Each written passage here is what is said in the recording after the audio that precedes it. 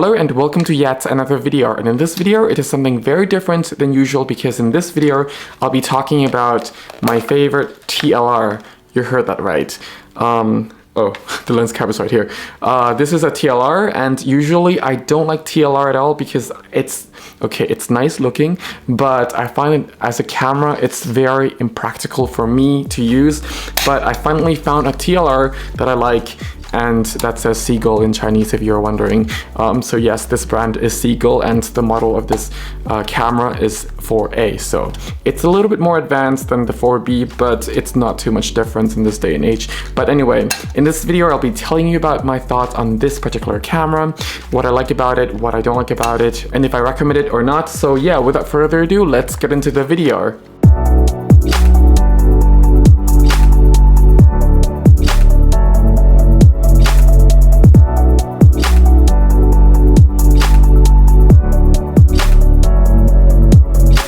So the Seagull 4A, now this camera usually runs for about 50 euros, give or take, and of course depending on whom you buy it from, because if you buy it from a collector then it's usually above 130, 150 euros. But if you're just buying it from, let's say, people who, you know, got this camera from their grandfather, from their uncle, from, you know, someone a bit older, and or it's just been a camera that's been sitting on the shelf at home for a long time and they don't really know what to do with it, then this camera usually sells for about 50 euros, 40 euros, 30 euros. I got this for 50 euros, and yeah, it came with this original really nice leather case with it, and also the original strap.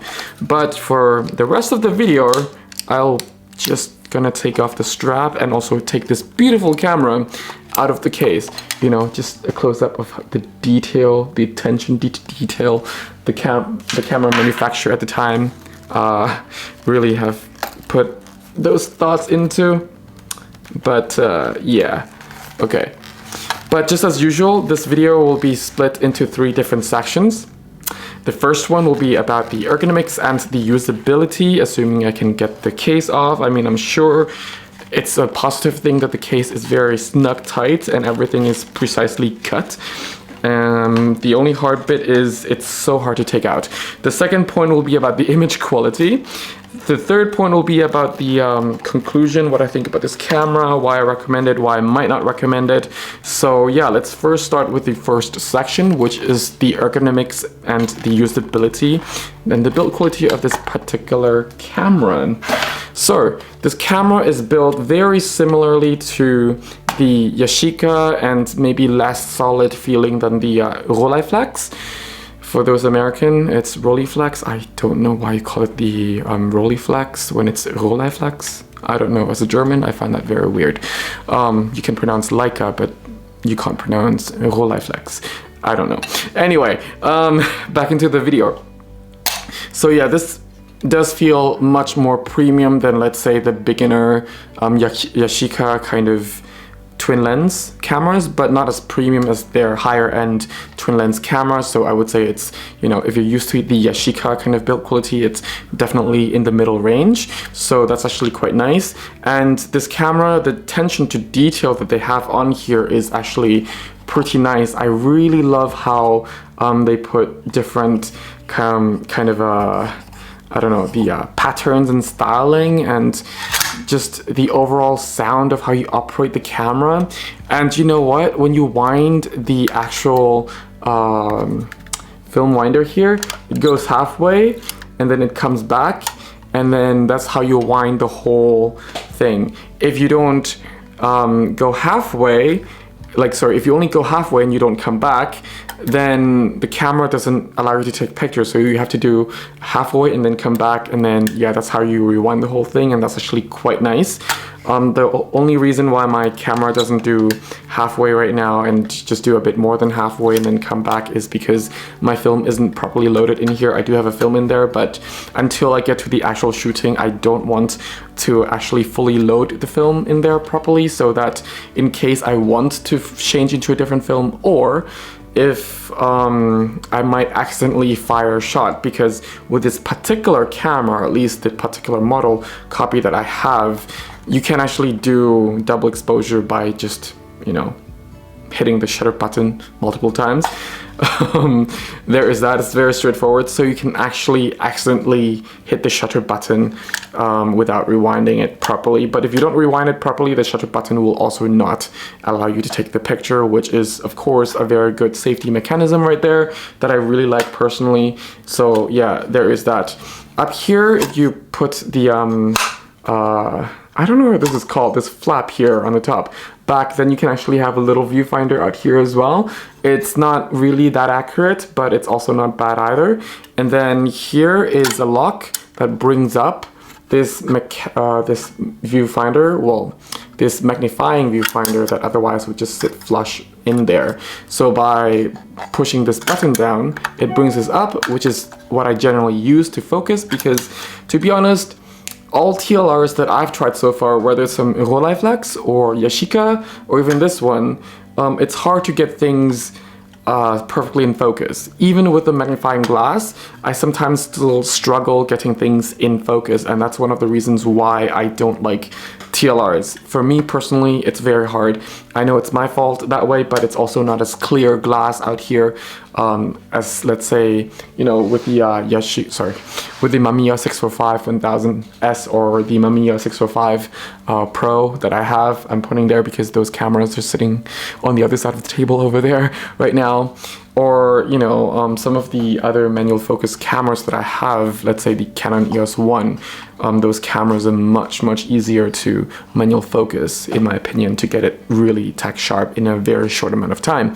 But with TLRs, it takes a lot of time, even though the finder is quite big. So there is that, but that's probably a lot to do with my way of taking pictures than the actual camera itself. So just take that with a grain of salt.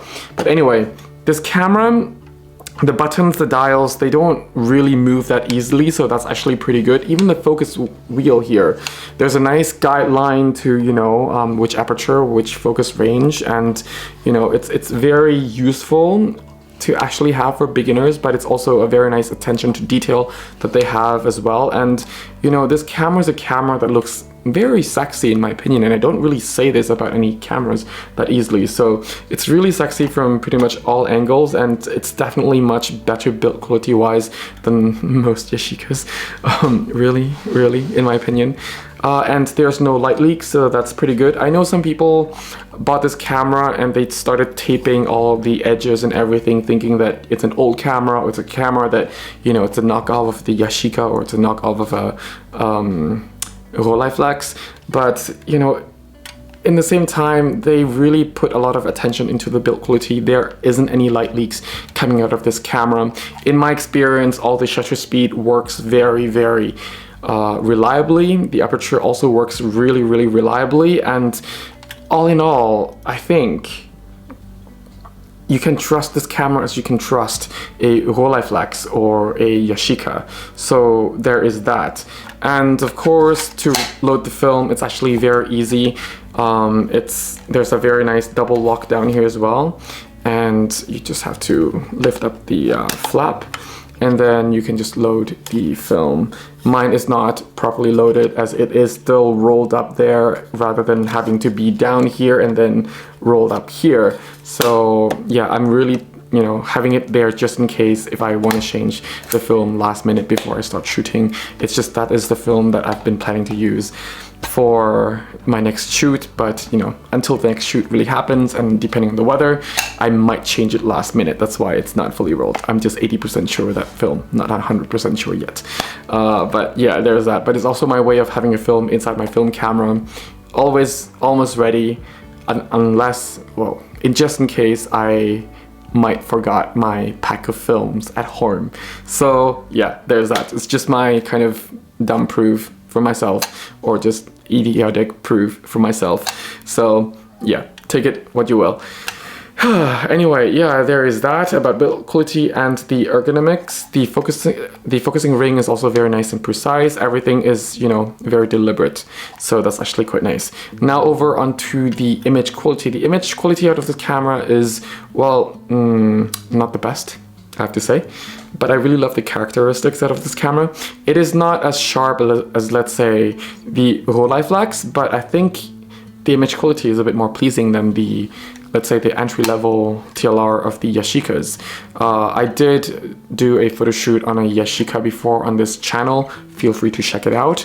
I really love that camera as well, though I really like, I love the characteristics out of that camera, but not the actual TLR format. Well, that camera really made me hate TLR using wise, not in terms of design, just in terms of using wise for me particular. I'm just trying not to offend anyone. Yeah, there is that. But yeah, this camera is, well, it delivers really soft images on the corners, and the center can be sharper if you stop it down, that's for sure. And I think overall it has a very nice soft picture to it. I don't know how to explain. If you are a person who loves to look at older images from Hong Kong and Shanghai back from the 80s and 70s, it does really give you that vibe of softness to it, and everything is kind of like dreamy in a very clean and minimalistic way that I really, really like. Sometimes you do find, of course, chromatic aberration, which is expected for a camera this age, and of course it's not a perfect, clinically clean image out of this particular camera. It also depends on how the lens reacts with the film color from, you know, each roll you have it. So it really is a camera that you have to experiment with and also see if you like certain films with this particular camera or not. Personally, I've been really enjoying shooting black and white with this particular camera. I think that the softness out of the lens really adds nicely with the black and white mood, especially if you're using Lomo Gray 100, which is still my favorite black and white film of all time for 120 films. And of course, the aspect ratio on this particular camera is quite nice. I usually shoot 6:5, but having this aspect ratio is also not bad. Anyway, I think that's about it for the image quality, because it really is very subjective, and it's also something that, you know, it depends on the film that you really use. But otherwise, as I mentioned, the lens has a very nice softness to it. It's nothing clinical about it, but the characteristics gives you a very typical 70s and 80s Shanghai and Hong Kong and Macau kind of look, if you think of those older street images. So yeah, or just portrait images out of that time period.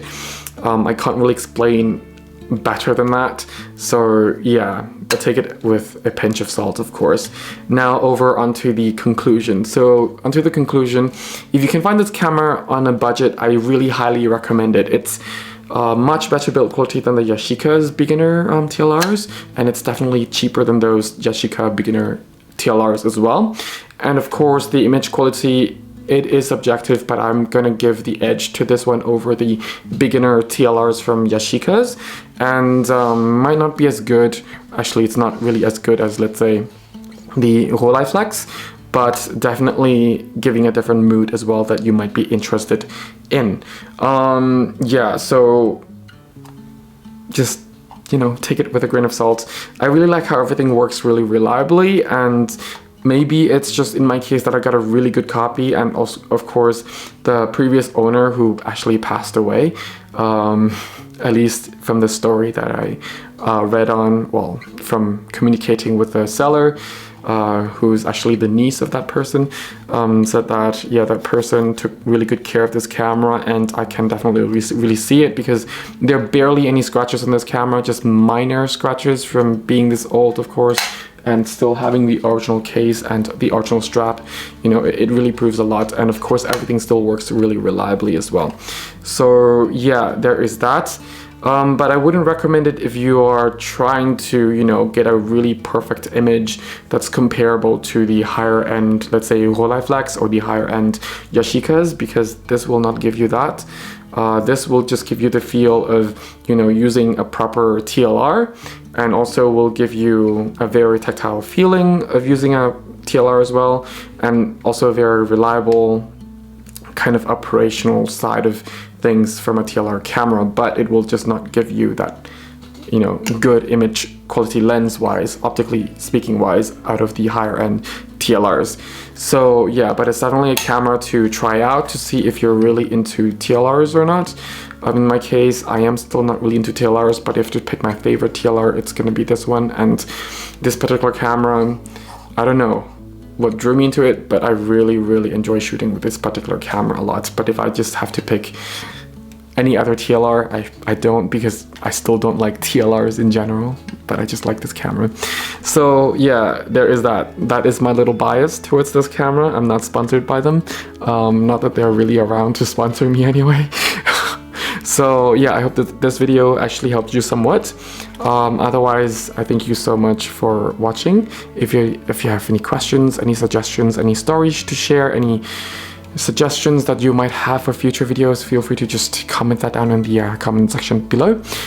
If you need a free photography guidebook, it's absolutely for free on my website. Just click the link down in the description section below and download. I will not bombard you with any newsletter nonsense. So as if you need some of, photography courses that's on video as well, it's also on my website. Just click the link down in the description section below as well. Otherwise, I thank you all very much for watching. Stay safe, have fun shooting. Till next time, bye for now.